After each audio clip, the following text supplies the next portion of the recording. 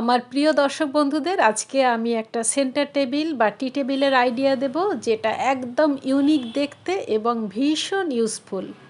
আমি এ ব্যাপারে নিশ্চিত যে এরকম একটা সেন্টার টেবিল যদি আপনার ড্রয়িং রুমে থাকে তাহলে কিন্তু আপনার ঘরের পরিবেশই পাল্টে যাবে, আগের থেকে আরও বেশি সুন্দর হবে। তাহলে দেখুন, এই সেন্টার টেবিলটা তৈরি করার জন্য আমি বেছে নিয়েছি ব্ল্যাক ব্রাউন কালারের প্লাইউড, যেটা একদম কাঠের মতোই দেখতে, কারণ আমার ঘরের বাকি জিনিসপত্র এইগুলো দিয়েই তৈরি। আমি একটু দূর থেকে দেখাচ্ছি তাতে সুবিধে হবে বোঝার।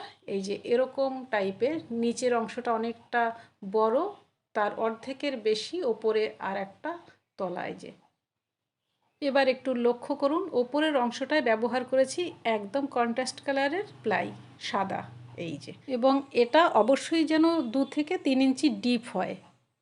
এখন এই জায়গাটায় আপনি ডিসপ্লে করতে পারবেন আপনার প্রিয় শোপিসগুলো, যেইগুলো সাইজে অনেক ছোট। অনেক সময় হয় না, আত্মীয় স্বজনরা কোথাও থেকে ঘুরে এলে একটা টোকেন গিফট হিসেবে দেয়, তো সেগুলো এখানে ওখানে রাখার থেকে এইভাবে সাজিয়ে রাখা ভালো, যাতে এই সুন্দর জিনিসগুলো আপনার বাড়ির অতিথির নজরে খুব সহজেই পড়ে। তবে এই শোপিসগুলো একটু ছোট ধরনের অবশ্যই হতে হবে, যেটা এটার ভেতরে ঢুকবে।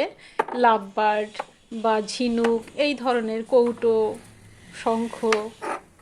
এবারে দর্শক বন্ধু, আপনি ভাবছেন যে তাহলে আমি অতিথিদের জন্য চা কোথায় রাখবো, চায়ের কাপ, ডিশ। দেখুন, সেই ব্যবস্থা আছে। এই যে এভাবে ভারী দেখে কাচের ঢাকনা দিতে হবে ওপরে, এভাবে স্ক্রু পাওয়া যায়, এত সুন্দর দেখতে। এভাবে হোল করে লাগিয়ে দিতে হবে। এই দিকে আরেকটা, বাকি জায়গায় আর দেওয়ার দরকার নেই। এবারে আরেকটা দরকারি পরামর্শ আছে।